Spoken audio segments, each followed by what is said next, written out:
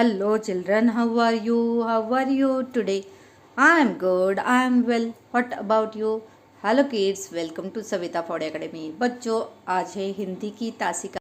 आज हम अपनी पहली कविता प्रकृति का संदेश इसके बारे में जानकारी लेंगे और साथ ही साथ प्रश्नों के उत्तर भी देखेंगे। तो चलो, पहला अपना जो प्रकृति का संदेश है, प्रकृति मतलब क्या, जो हमारे आजू बाजू में हमें आँखों से दिखता है, उसमें जैसे कि गगन है, पर्वत है, सागर है, जो हवा बहती है उसको हम फील करते हैं, पेड़ पौधे सब क्या है, प्रकृति है। ये प्रकृति में जो भी है, पर्वत है, कुछ न कुछ संदेश हमें देते हैं। वो कैसे निडर बन के खड़े हैं, सागर की लहरें, कैसे गहरा सागर रहता है, पानी कितना गहरा रहता है, वैसे हमें थिंकिंग करना है, हमें सोचना है। कोई भी चीज़, हमें कोई भी सब्जेक्ट है उसके बारे में हमें गहराई से सोचना है। जैसे गगन में चिड़िया ऊंची उड़ान लेती है, वैसे हमें सोचना है।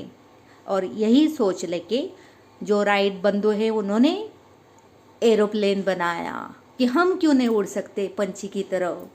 तो चलो, मीन्स इस कविता में चिड़ियों से उड़ान, प्रगति करने की सीख, तितली से इठलाना, भौरों से मधुरिम राग सीखना, सूर्य से प्रखरता, चांद से शीतलता, सागर से गहन चिंतन, पर्वत से लक्ष्य हमेशा ऊंचा रखने की सीख हमें मिलती है। हमें ये सब संदेश देते हैं। समय का पालन करना, घड़ी थकती है क्या कभी? टिक टिक करते चलती रहती है, तो हम क्यों थकते हैं? हम थकते हैं क्योंकि हम मनुष्य हैं। इसलिए नेचर ने भी सोने के लिए रात बनाई है और दिन काम करने के लिए बनाया है। तो दिन में कभी सोना नहीं है, आलसी नहीं बनना है, और जब भी मुसीबतें आते हैं तो धैर्य रखना है। मतलब प्रकृति के कण कण में संदेश समाया हुआ है। तो चलो बच्चों, हम अपनी ये कविता पढ़ लेते हैं। चिड़ियों से है उड़ना सीखा, तितली से इठलाना, भौरों के गुंजन से सीखा राग मधुरतम गाना, तेज लिया सूरज से हमने, चांद से शीतल छाया, टिमटिम करते तारों की हम समझ गए सब माया, सागर ने सिखलाई हमको गहरी सोच की धारा, गगनचुंबी पर्वत से सीखा हो ऊंचा लक्ष्य हमारा, समय के टिक टिक ने समझाया सदा ही चलते रहना, मुश्किल कितनी आन पड़े पर कभी न धीरज खोना, प्रकृति के कण कण में है सुंदर संदेश समाया, ईश्वर ने इसके द्वारा जो अपना रूप दिखाया। ये कविता पूनम पाठक जी ने लिखी है। ये जो पूनम पाठक कवित्री का नाम है, ये भी याद रखना है, क्योंकि आपको आपकी हिंदी की टीचर आपकी परीक्षा में ये भी क्वेश्चन पूछ सकती है, प्रश्न पूछ सकती है कि प्रकृति का संदेश ये कविता किसने लिखी है। तो प्रकृति का संदेश ये कविता पूनम पाठक जी ने लिखी है। तो चलो, हम आते हैं हमारा जो अभ्यास है उसकी तरफ। इसमें मौखिक और लिखित दो तरह के अभ्यास होते हैं। तो मौखिक में प्रश्न दिए गए हैं, दिए गए प्रश्नों के उत्तर मौखिक रूप में दीजिए। मतलब बस मुख से देने हैं, मतलब ओरली देने हैं, लिखने नहीं है। हमने तेज किससे लिया है? सूरज से। चिड़िया हमें क्या सिखाती है? चिड़िया हमें उड़ना सिखाती है। सदा चलते रहना हमने किससे सीखा? समय की टिक टिक से, घड़ी से सीखा है। अभी चलो लिखित अभ्यास की तरफ बढ़ते हैं। दिए गए प्रश्नों के उत्तर लिखिए। हमें किस बात पर धैर्य नहीं खोना चाहिए? हमें मुश्किल आने पर कभी भी धैर्य नहीं खोना चाहिए। गगनचुंबी पर्वत से हमने क्या सीखा है? गगनचुंबी पर्वत से हमने सीखा है हमारा लक्ष्य हमेशा सदा ऊंचा रहना चाहिए। तो आगे बढ़ते हैं दूसरे पेज पे। सुंदर संदेश किस में समाया हुआ है? प्रकृति के कण कण में सुंदर संदेश समाया है। ईश्वर ने किसके द्वारा अपना रूप दिखाया है? ईश्वर ने प्रकृति के द्वारा अपना रूप दिखाया है। अब यह है बहुवैकल्पिक प्रश्न। दिए गए प्रश्नों के सही उत्तर पर सही निशान लगाइए। हमने ठहराना किससे सीखा है? तितली से, बराबर, तो इसलिए यहाँ पे सही निशान लगाना है। आगे का है मुश्किल आने पर हमें क्या करना चाहिए? धैर्य रखना चाहिए। यहाँ पे आपको सही निशान लगाना है। चांद हमें क्या देता है? चांद हमें शीतल छाया देता है, तो यहाँ पे हमें सही निशान लगाना है। आगे का प्रश्न है दी गई अधूरी पंक्तियाँ पूरी कीजिए। इसलिए आपको जो अपनी कविता है प्रकृति का संदेश वो बाहेट करनी है। उसको 3 बार आपको पढ़ना है और 2 बार लिखना है, तो आपको वो याद हो जाएगी और कोई भी पंक्तियाँ आप पूरी कर सकते हो। फिलअप्स आएगा तो आप फिल कर सकते हो। चलो, तेज लिया सूरज से हमने, चांद से शीतल छाया, टिमटिम तारों की हम समझ गए सब माया। ये फिल करना है आपको। आगे की पंक्तियाँ प्रकृति के कण कण में है सुंदर संदेश समाया, ईश्वर ने इसके द्वारा जो अपना रूप दिखाया। चलो आगे चलते हैं पठित बोध की तरफ। यहाँ पे नीचे दी गई पंक्तियों को पढ़कर प्रश्नों के उत्तर चुनिए।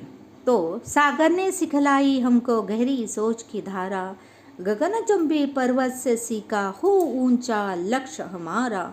ऊंचा लक्ष्य हमने किससे सीखा है? पर्वत से। तो यहाँ पे आपको निशान लगाना है, टिक मार्क करना है। आगे का है सागर ने हमको क्या सिखलाया है? सागर ने हमको गहरी सोच सिखलाई है। लक्ष्य का पर्यायवाची क्या है? उद्देश्य। अब यह है व्याकरण की बात। वे शब्द जिनके अर्थ लगभग समान होते हैं मतलब पर्यायवाची शब्द कहलाते हैं। जैसे उपवन मतलब बाग, बगीचा। समानार्थी शब्द पता है आपको? सेम ही मीनिंग रहता है, सेम ही अर्थ रहता है, बट उसके अक्षर अलग होते हैं, शब्द अलग होता है। चिड़िया, पक्षी, खग। चिड़िया मतलब पक्षी भी और खग भी, वैसे ही। तो चलिए आगे देखते हैं। दिए गए शब्दों के 2 पर्यायवाची शब्द लिखिए। सूरज, दिनकर, रवि। सागर, समुद्र, जलधि। ईश्वर, परमेश्वर, परमात्मा। पानी, नीर, जल। चांद, चंद्रमा, चंदा। तो बच्चों आगे देखते हैं। दिए गए वर्णों को समझकर 2 शब्द लिखिए। ड से डर, डाकिया, डकैत। ड जिसके नीचे डॉट है, सड़क, पेड़, घड़ी। ढ ढक्कन, ढोल, ढोलक। ढ जिसके नीचे डॉट है, पढ़ना, पढ़ाई, बूढ़ा। आगे का है शब्द सीढ़ी बनाइए, क्रिएटिविटी है। आप लोगों को पजल सॉल्व करना अच्छा लगता है? तो चलो यहाँ पे कुछ पिक्चर्स दिखाए और हमें उनके शब्द बनाने हैं। जैसा कि ये एक पिक्चर है और एक लिख के दिखाया है नव। अभी ये कौन सा पिक्चर है? भवन। तो यहाँ पे भ दिया है तो और नीचे न है, तो बीच का हमें लिखना है जैसे कि इसका मीनिंग हो जाए, अर्थ सही अर्थ बन जाए। भवन। तो ये है न हर, थर्मस, थरमस। और ये है रोड जिसको हिंदी में सड़क बोलते हैं, सड़क। ये है पतंग, पतंग। ये है गधा, तो गधा। आगे चलते हैं। और या और में अंतर। सभी का ध्यान उस ओर चला गया। और इन दोनों शब्द में क्या अंतर है? देखिए, सभी का ध्यान उस ओर चला गया। नेक्स्ट है उन्होंने नजरें उठाकर नरेंद्र को देखा और मुस्कुरा उठे। चलो आगे देखते हैं। दिए गए वाक्यों में और या और का प्रयोग कीजिए। देखिए, जब भी कोई भी चीज़ दूर होती है और वो हमें दिखानी है, तभी और ए शब्द का प्रयोग किया जाता है। और जब भी दो चीज़ों की, दो वस्तु, दो व्यक्ति, उनके बारे में बोला जाता है तभी और शब्द आता है। चलिए, मोहन सोहन, दो बच्चे हैं, कौन सा शब्द आएगा? और। मोहन और सोहन पढ़ रहे हैं। आगे का है, पढ़ने के बाद वे घर की डैश डैश जा रहे हैं, मतलब घर की तरफ, घर की ओर जा रहे, दूर है वो घर, तो और आएगा। दिशा दिखाई देती है कोई भी, तभी और आता है। वे घर जाकर खाना खाते हैं, जब भी दो काम दिखाई देते तभी और। अभी उन्होंने खाना खाया, फिर बाद में वो सो जाएंगे ना, तो इसलिए वे घर जाकर खाना खाते हैं और सो जाते हैं। सुबह उठकर वे बगीचे की, अभी एक दिशा दिखाई, एक मार्ग कि उस और उन्हें जाना है, तो और आएगा, जाते हैं। बच्चों ने उगते सूरज की ओर देखा, मतलब उस तरफ, उस दिशा में देखा तो और आ गया। तो आगे है मूल्याधारित प्रश्न, ये आपके लिए है। प्रकृति के प्रति हमारा क्या सहयोग होना चाहिए? बिना प्रकृति के हम कैसे हैं? जैसे कि पत्थर, है ना। तो इसलिए ये प्रकृति मतलब नेचर को हमें संभाल के रखना है। जैसा हमें मिला है वैसा ही हमें आगे की जनरेशन को सुपुर्द करना है। मतलब जो पेड़ पौधे, उनको नुकसान नहीं पहुंचाना है, पेड़ और लगाने चाहिए। और जो भी प्लास्टिक का यूज़ करते हैं उनको रोकना है, मतलब सेव नेचर्स। ओके, आगे सोच कर बताइए। Think and then tell. प्रकृति के रूप में किसका स्वरूप दिखाई देता है? ईश्वर का, भगवान का, गॉड का। जैसे कि पेड़ पौधे हलते हैं, हम एक सीड बोते हैं, एक बीज बोते हैं, तो बड़ा कैसे होता है? कोई तो शक्ति है ना, मतलब ईश्वर की शक्ति है। आगे देखिए, रचनात्मक गतिविधियाँ। कविता में प्रकृति की चीज़ें हमें जो सीख देती है उनके एक सारणी बनाइए। तो हमें एक सारणी, आपको एक चार्ट बनाना है। जैसे कि पर्वत हमें क्या संदेश देता है, और सागर हमें क्या संदेश देता है, कौन सी चीज़ सिखाता है। सागर हमें क्या सिखाता है? गहरी सोच सिखाता है ना। वैसे ही आपको एक चार्ट, एक सारणी बनानी है। चित्रों को पहचानकर वर्णों का क्रम ठीक करके नाम दोबारा लिखिए। यहाँ पे कुछ चित्र दिए हैं और जो भी नाम है वो उलट पुलट लिखा हुआ है, तो उसको हमें अरेंज करना है, उसको सही करके लिखना है। जैसे कि यहाँ पे एक पिक्चर है, चित्र है, लू आ शब्द दिया है, तो इसको हम अगर सही करेंगे तो आ लू, मतलब ये आलू है। ये है छाता, ये है टमाटर, ये गाजर, आग, ये सड़क, ये अनार, आम, बस। ऐसे रोचक बातें। अभी कोई भी लेसन हम सीखते हैं, पढ़ते हैं, तो उससे कुछ हमें मैसेज तो मिलता है। अच्छा मैसेज हमें हमेशा लेना है, अच्छी बातें सीखनी है, तो रोचक बातें भी सीखते हैं। हमारे धरातल पर बहुत सारा कचरा देखने को मिलता है ना, आजू बाजू में बहुत सारा प्लास्टिक, कूड़ा कचरा। उसी प्रकार अंतरिक्ष मतलब गगन में भी हजारों टन कचरा पाया जाता है जो तैर रहा है। ऊपर तो जमीन है ही नहीं, तो हवा में तैर रहा है वो। कौन सा कचरा?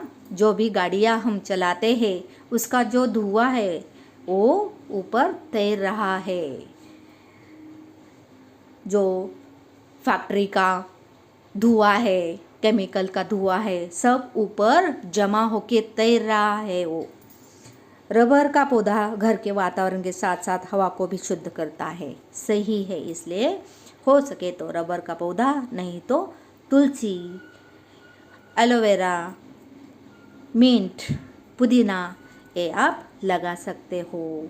नीम का पौधा जो हवा शुद्ध करता है। अभी अनमोल विचार, वैल्यू, एक अच्छा मैसेज। प्रकृति का अनियंत्रित दोहन मानव के विनाश का संकेत है, इसलिए कभी भी पेड़ पौधे कट करने के बजाय, उनको नुकसान देने के बजाय वो हमें और लगाने चाहिए। और जो भी प्लास्टिक का यूज़ करता है, प्लास्टिक का यूज़ नहीं करना है। कूड़ा कचरा इधर उधर नहीं फेंकना है, डस्टबिन में ही फेंकना है। और जो भी हमारी एक सुंदर सी प्रकृति है उसको हमें ऐसे ही आगे की जनरेशन को सुपुर्द करना है। कृत्रिम साधन क्षणिक सुख देते हैं, जबकि प्रकृति हमेशा आनंदमयी होती है। कृत्रिम साधन मतलब कौन से? जो मानव ने बनाए हैं। जैसे कि आप खिलौने खेलते हो, वीडियो गेम खेलते हो। बहुत सारे बच्चों को आदत रहती है बिना कार्टून देखे उनको खाना भी नहीं खाना है, तो ये सब गलत है। ये जो कृत्रिम साधन है वो तभी जब हम देखते हैं कार्टून या वीडियो गेम खेलते हैं तभी हमें अच्छा लगता है, मतलब क्षणिक सुख देता है।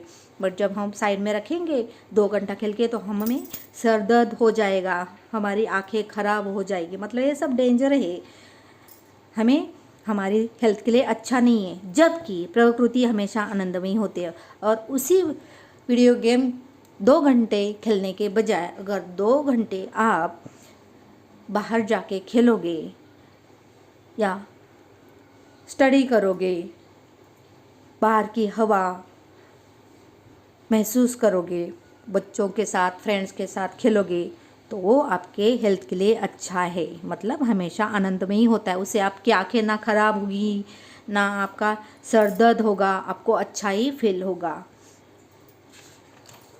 तो बच्चों, इस तरह हमने हमारी पहली कविता प्रकृति का संदेश और उसका अध्ययन किया है। अगली हिंदी की तासिका में हम जीवन एक संघर्ष, इसके साथ साथ इसका अध्ययन करेंगे और उसके साथ साथ जो भी प्रश्न उत्तर है, जो अभ्यास है, उसके बारे में भी जानकारी लेंगे। तब तक आज्ञा दें। Thank you kids, thank you parents, thank you teachers.